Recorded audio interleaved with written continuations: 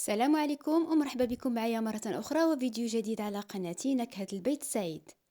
كنتمنى إن شاء الله أن هذا الفيديو يلقاكم في أحسن الأحوال. اليوم غادي نشارك معكم كيك رائع في المنظر ديالو، راقي جدا.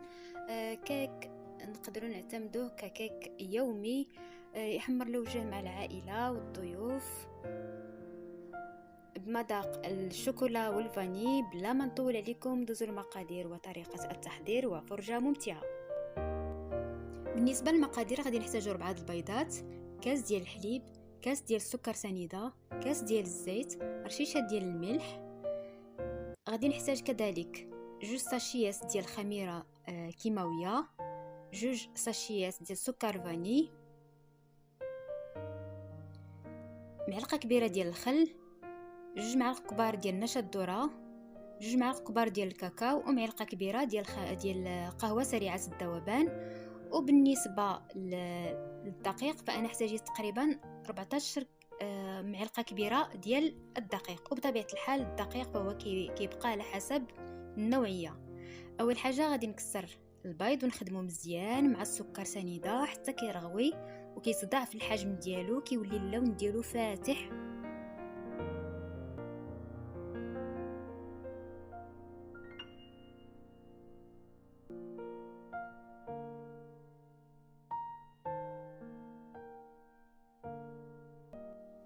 من بعد انا غادي نزيد كاس ديال الزيت. بالنسبه لهاد الكيسان فهما بقياس كاس ديال العنبه.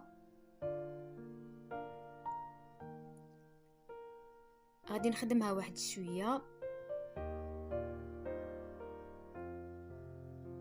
ومن بعد غادي نزيد كاس ديال الحليب،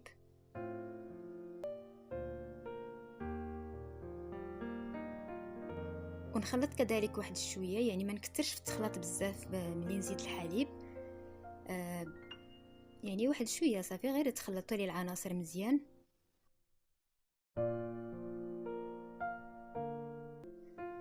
دابا غادي نزيد معلقه كبيره ديال الخل،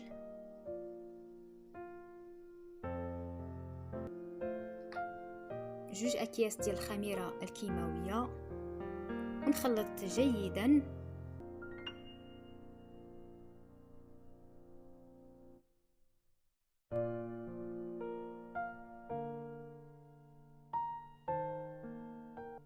من بعد انا غادي نفرق هذا الخليط على جوج. يعني من الافضل تحاولوا انكم تاخذوا، يعني تعبروا بشي حاجه باش تقدروا تحصلوا على نفس الكميه.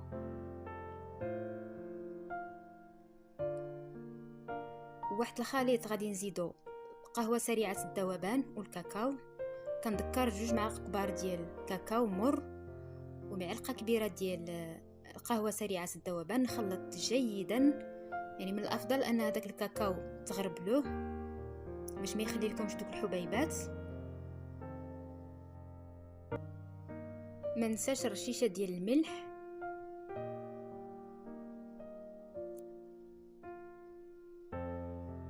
واخيرا غادي نزيد 7 ديال المعالق كبار ديال الدقيق الابيض. كما قلت لكم غادي تبقاو تخلطوا، يعني تزيدوا الدقيق وتخلطوا حتى كتحصلوا على واحد العجينه ما تكونش سائله بزاف. غادي تشوفوا دابا الكثافه ديالها كيفاش دايره. يعني ما ديروش، انا خدت ليا 7 ديال المعالق كبار، ولكن بطبيعه الحال كنعرفوا بانه كاين الدقيق اللي كيشرب وكاين الدقيق اللي ما كيشربش. يعني غتبقاو تزيدوا معلقه بمعلقه حتى كتحصلوا على الخليط اللي بغيتو. نخلط جيدا حتى كتجانس العناصر مزيان، وكنخليها على جنب وندوز للخليط الثاني، خليط الفانيليا.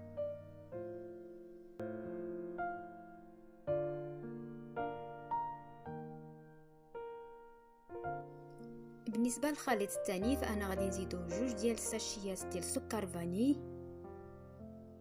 ممكن تزيدوا حتى اكثر الا كانت عندكم الفانيليا السائله، كديروا معلقه صغيره، لان كنعرفوا بان يعني الطعم ديالها فهو مركز شويه، يعني مجهد.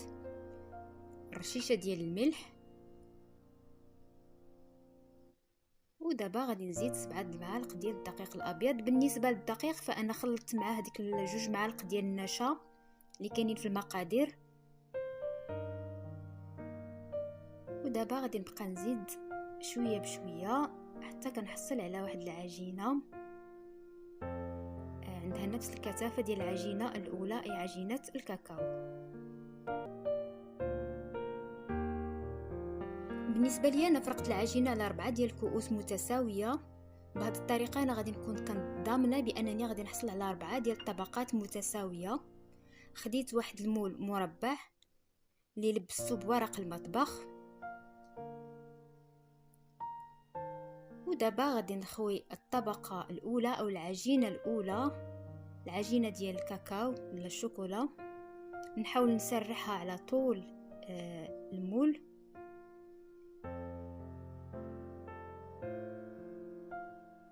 وندخلها الفران كتكون عافيه مهيله لانها طبقه رقيقه ما بغيتهاش تحرق لي.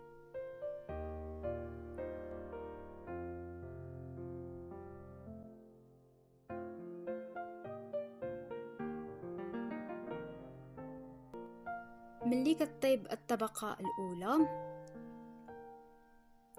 فانا كنزيد عليها الطبقه الثانيه اللي هي طبقه الفاني. نفس الشيء كذلك غادي نحاول نسرحها على طول المول، يعني فوق الكيك الشوكولا، ونردها للفران. هاد المره الفران غادي نشعل عليه من الفوق، والعافيه كتكون مهيله حتى كندخل واحد العود ديال الاسنان او لا سكين حاد كيبان حتى كيطلع نقي ما فيهش العجين.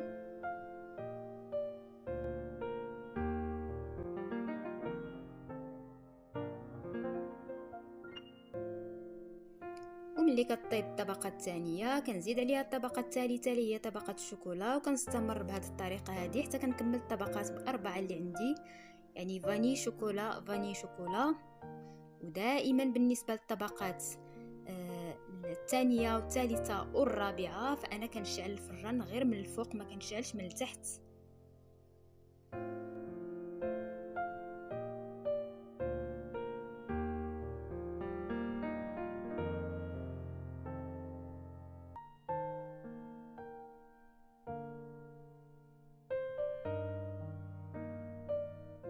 بالنسبه لي انا فانا اعتمدت كطبقه للتزيين، خديت دانيت كراميل اللي انا صايبته في الدار، وغادي نخلي لكم المقادير والطريقه في صندوق الوصف، وخلطته مع شويه ديال الكاوكاو مهرمش.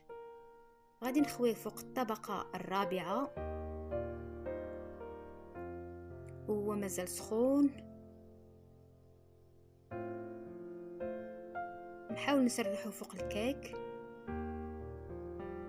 ممكن كذلك ديروا غير شوكولا دائبه او لا ديروا فلون او لا، يعني بالنسبه للتزيين فهو كيبقى اختياري. انا صايبت دانيت كراميل منزلي. غادي نحاول نسرحو او نبسطو باش تعطيني واحد الطبقه متساويه، وندخلو للثلاجه حتى كيبرد ويشد راسو مزيان.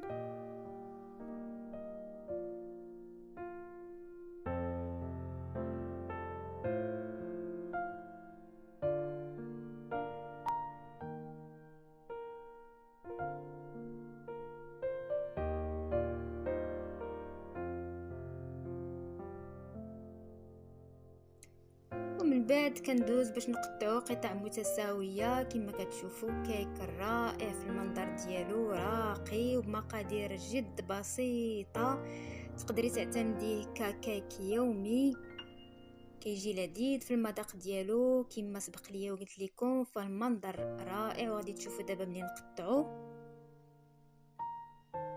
كنتمنى فعلا انكم تجربوه وينال الاعجاب ديالكم. ولا جربتوه وعجبكم ما تنساوش وما تبخلوش عليا بالتعليق ديالكم المشجعه اللي كتدفعني انني ندير اكثر ونعطي اكثر. وإلا كنتوا اول مره كتزوروا القناه ما تنساوش الاشتراك، تفعيل الجرس والضغط على زر الاعجاب. والى اللقاء في فيديو قادم ان شاء الله.